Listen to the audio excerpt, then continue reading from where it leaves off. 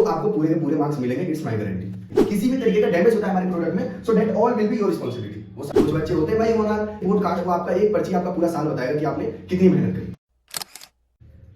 Hello students, मैं आशा करता हूं आप लोग बिल्कुल ठीक होंगे और आप सभी लोगों के बोर्ड के एग्जाम की तैयारी भी बिल्कुल बढ़िया चल रही होगी। ठीक है, तो आज हम लोग 10th क्लास के इंग्लिश का एक लेटर करने जा रहे हैं जिसका कि नाम है लेटर ऑफ प्लेसिंग ऑर्डर। तो ये लेटर ऑफ प्लेसिंग ऑर्डर करने से पहले हम लोग ये समझ लेते हैं कि ये ऑर्डर होता क्या है और इसका मतलब क्या होता है, किसको लिखा जाता है, क्यों लिखा जाता है और हमें आखिर ये पढ़ाया क्यों जा रहा है।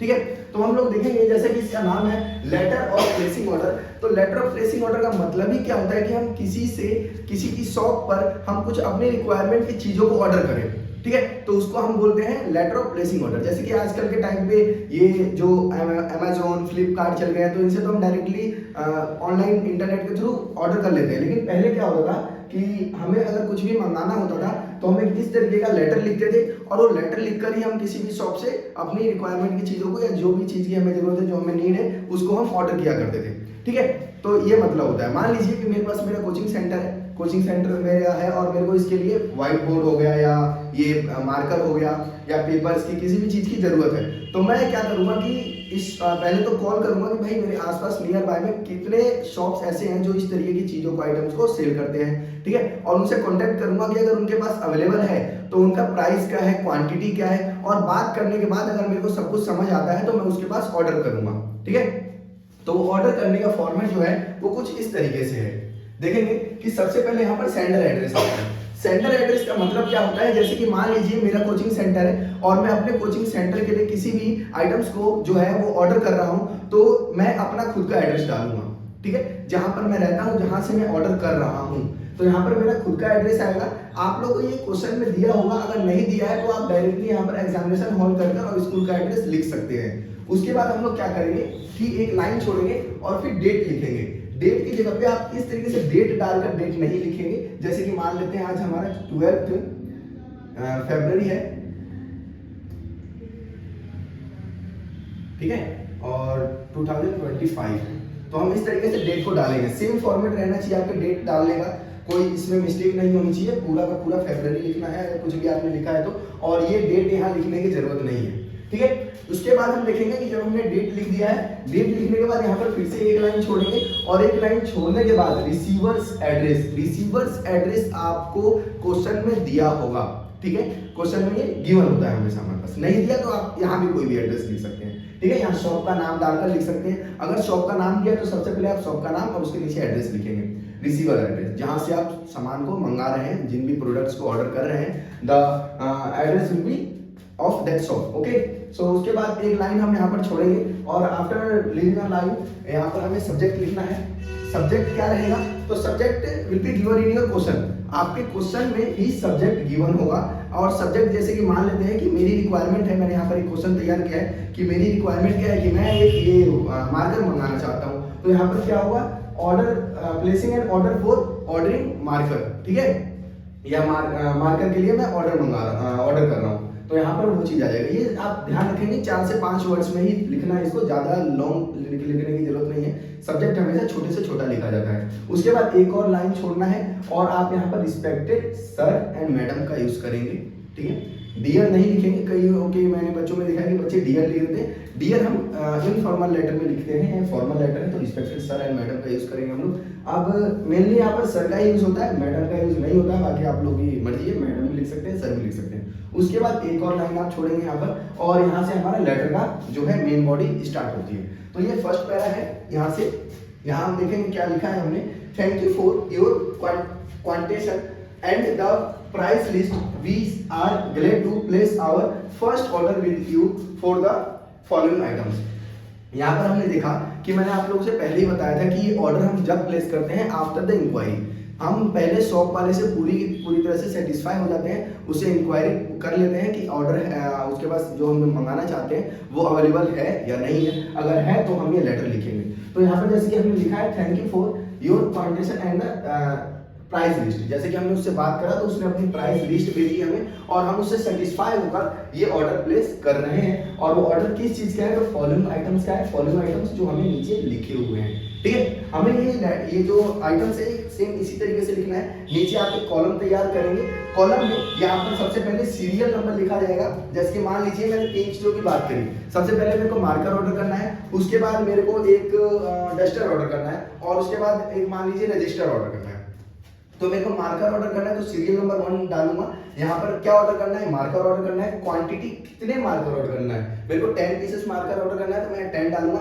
आफ्टर दैट यहाँ पर अगर आप कुछ और अपनी तरफ से ऐड करना चाहते हैं, जैसे कि मैं चाहूंगा कि भाई मेरे को ब्लैक मार्कर चाहिए, ब्लू मार्कर चाहिए, तो यहाँ पर हम कलर लिख देंगे और कलर के नीचे लिखेंगे ब्लैक मार्कर चाहिए तो ब्लैक लिखेंगे, ब्लू लिखना हो तो ब्लू लिखेंगे। और उसके बाद हम और भी कॉलम बना सकते हैं एज पर योर रिक्वायरमेंट। अगर आपकी रिक्वायरमेंट और भी कुछ स्पेसिफिक चीजों में है तो उसके बाद आप और कॉलम यहाँ पर ऐड कर सकते हैं, उसमें कोई प्रॉब्लम नहीं है, ठीक है। और सीरियल नंबर 2 में क्या डालना है मेरे को, तो सीरियल नंबर 2 में मेरे को डस्टर चाहिए, डस्टर यहाँ 2 लिखूंगा, उसके बाद डस्टर लिखूंगा। क्वांटिटी मेरे को 2 डस्टर चाहिए तो 2 लिखूंगा। उसके बाद कलर का कोई इशू नहीं है तो उसमें मैं ब्लैक लाइन खींच दूंगा, ड्रॉ कर दूंगा, ओके।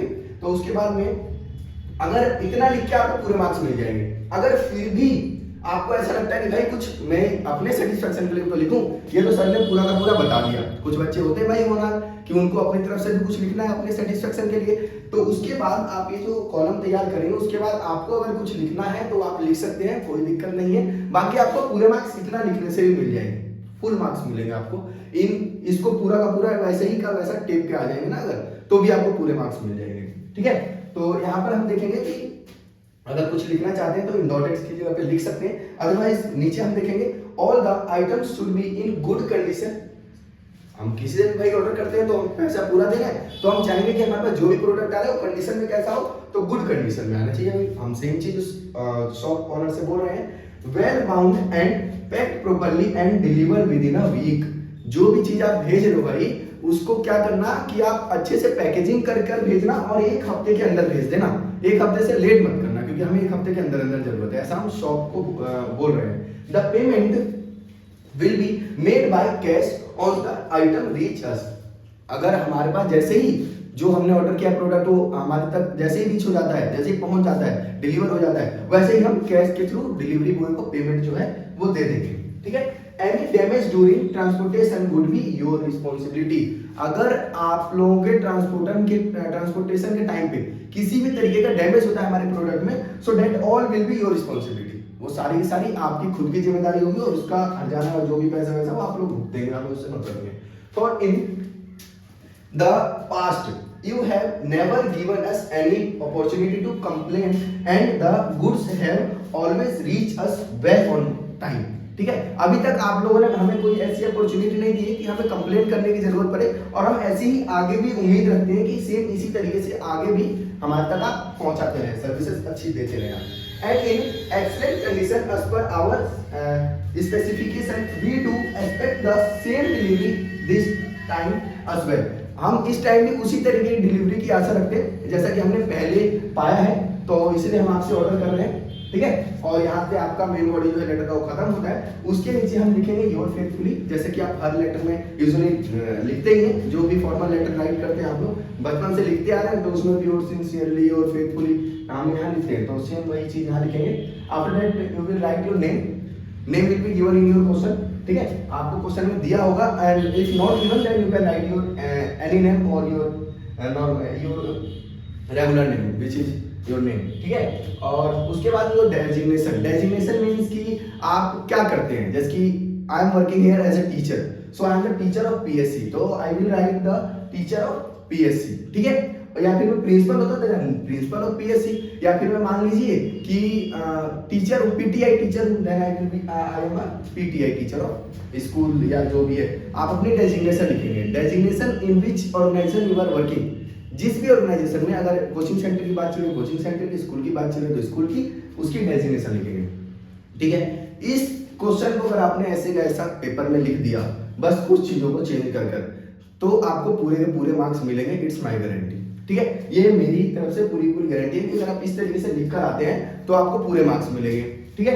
तो आप लोग की जो बोर्ड की प्रिपरेशन चल रही है वो बहुत ही अच्छी चल रही होगी, और आप लोग ध्यान रखें कि आने वाले कुछ टाइम आप लोग का पूरा साल जो है वो बताएंगे कि आपने पूरे साल में कितनी तैयारी करी है, ठीक है। अभी तक आप लोगों ने पूरे साल में क्या किया क्या नहीं किया उससे किसी को मतलब नहीं है। आप लोगों का एक रिपोर्ट कार्ड, वो आपका एक पर्ची आपका पूरा साल बताएगा कि आपने कितनी मेहनत करी, ठीक है। तो focus on your remaining time and study hard, ठीक है।